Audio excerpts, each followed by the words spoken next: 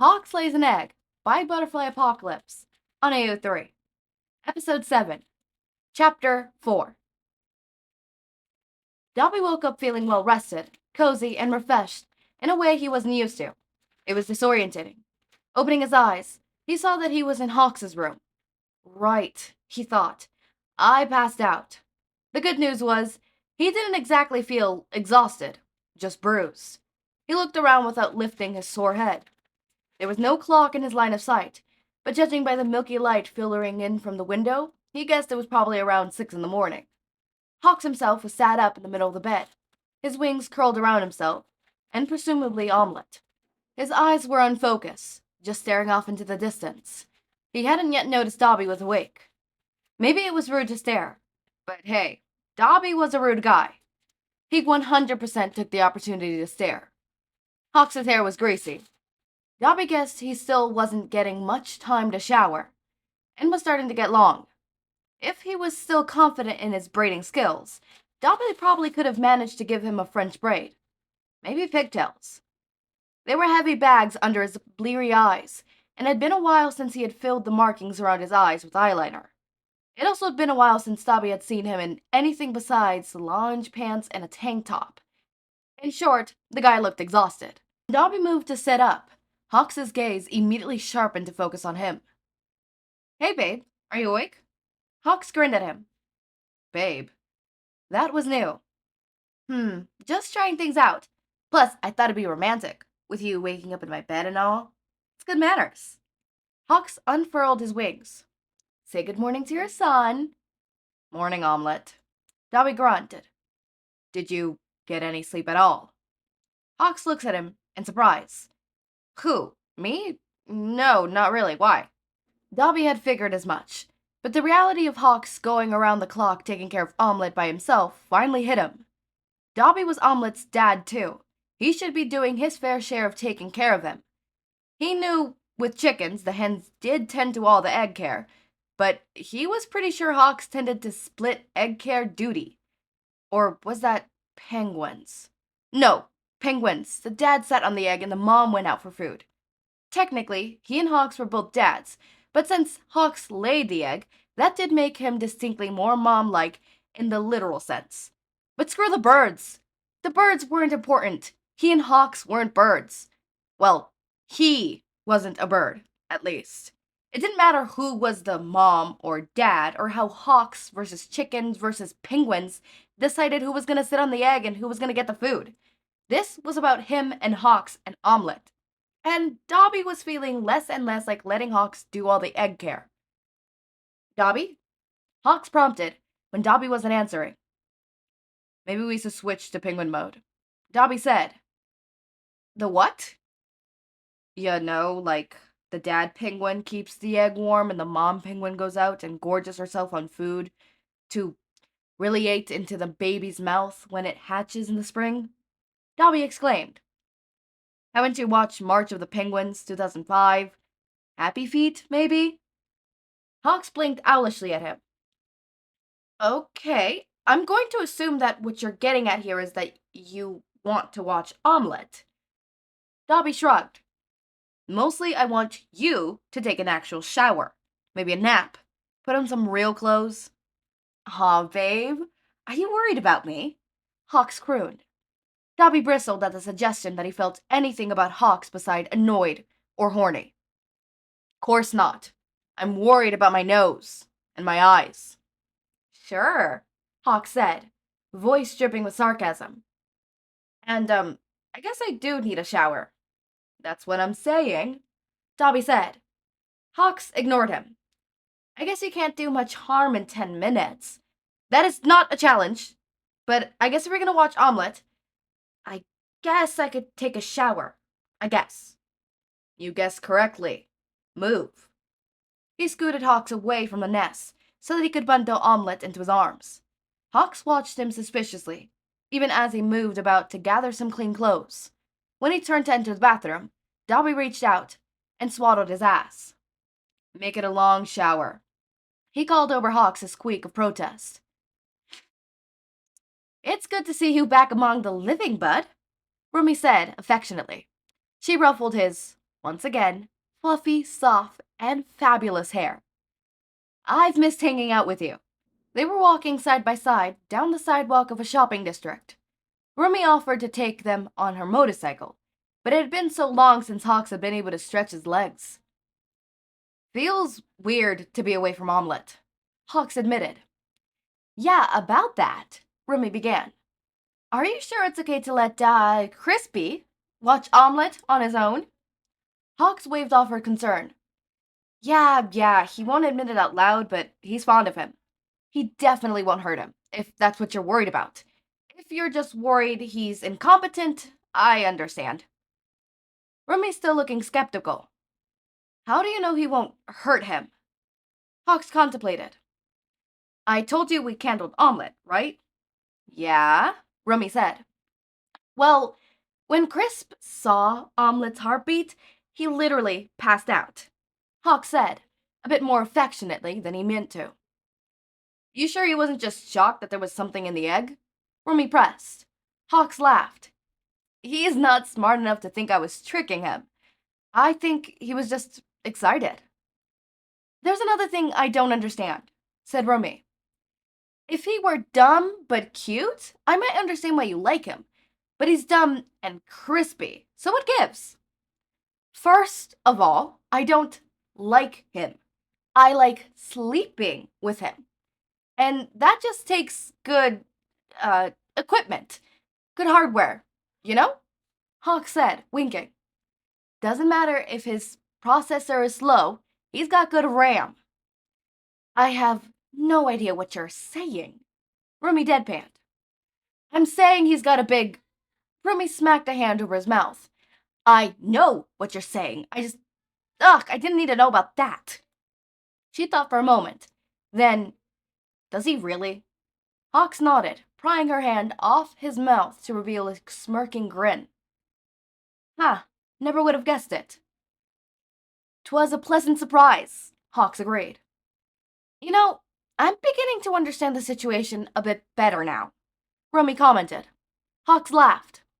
Here we are, he announced. They stopped in front of the storefront decorated like a nursery. It was a huge baby supply store, complete with maternity clothes to toddler beds. It was definitely bougie, but Hawks wanted the best for his baby. Rumi wrinkled her nose. I could smell the baby powder from here. You're lucky I like you. Baby supply shopping is not my choice of how to spend the afternoon. Come on, it could be fun. Hawks dragged her inside. The first thing on display was a hero-themed baby gear. Hawks pulled a onesie with his costume shirt pattern on the rack. Would it be narcissistic to get this for my baby? Rumi snorted. No matter what I answer, I know you're buying it. Of course, Hawks grinned. What about this Endeavor one? Rumi held up a onesie, made to look like Endeavor's costume. Well, Crispy isn't the biggest Endeavor fan. Hawks cautioned. So, Rumi said, you are. That's true. I'll just hide it from him. Rumi chucked the onesie at him and went back to pursuing the display. They were mostly onesies, Hawks noticed, and mostly All Might. There was also plenty Endeavor merch, but he'd think Dabi would probably catch on fire if he bought any home more than just the one onesie. The cute little fire boots and matching gauntlets are very tempting. Oh my god, Rumi said from somewhere on the other side of the display. All Hawks could see were ears. There's a me onesie, she repeated, holding up a short-sleeve onesie with dark purple legs, opposite to Miracle's purple thigh-highs, and a ponytail and the signature crescent moon across her chest, and best of all, a hoodie with bunny ears. We're getting it, Hawk said. Rumi ruffled her hair again. You better, or we're not friends anymore. Hawks held up the small pile of onesies he had acquired. As great as these are, I don't think they're going to fit Omelette when he hatches. The egg is big, but it's not big. Let's go get some actual newborn clothes. Right. So, what are we getting? Rumi asked. Hawk said. I think I have a list somewhere on my phone. Rumi looked unamused. Let me ask one of the salespeople. Good idea. Hawks agreed immediately. That was the reasonable parent thing to do. He ignored the thought that reasonable parenting would probably be to have known what he was getting before going out. Rummy quickly flagged down one of the store workers. She was a motherly-looking older woman with a round, kind face. Excuse me, ma'am, Rummy called. We're shopping for supplies for a newborn. Would you be able to help us out? The lady's face went sanguine. Oh, how wonderful, she cooed. She gave Rummy a once-over. How far along are you, dearie? Rummy's eyes bulged. Me? No, him. Hawks waved. 3 weeks, he said proudly. The sale lady looked confused and distressed. Hawks decided to take mercy on her. Do you have a list or recommendations for newborn care? Hawks asked her again. Of course, she said distractingly. Right this way, dear. Despite their guided perception, she did her job well. It came as no surprise that she was definitely a more traditional woman. When she found out Hawks didn't actually know omelets, for her sake he referred to omelets simply as baby, sex, she encouraged him to buy neutral colors and styling clothes. Yeah, no, screw that. Hawks was buying anything and everything that caught his fancy.